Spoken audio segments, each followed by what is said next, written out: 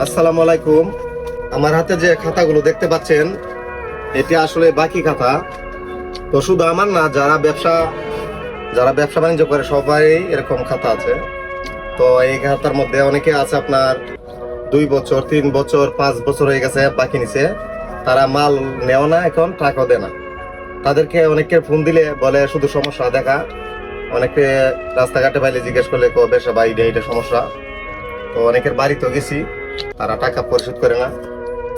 আমার না, শুধু অনেকেই যারা ব্যবসা করে সবাই সাথে এরকম ভাবে প্রতারণা করতেছে।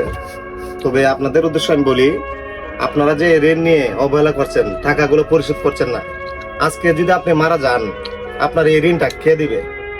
আপনার সন্তান তো এই ঋণ পরিশোধ করবে না।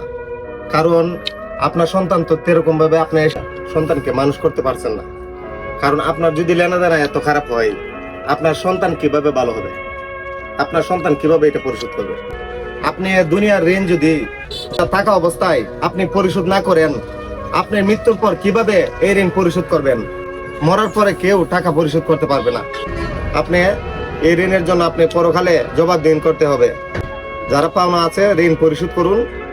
তো আমার ভিডিওটি যদি কারো মনে কোনো কষ্ট দিয়ে থাকি, আমার কথাগুলোতে যদি কেউ কোনো কষ্ট পেয়ে থাকেন, ক্ষমার দৃষ্টিতে দেখবেন।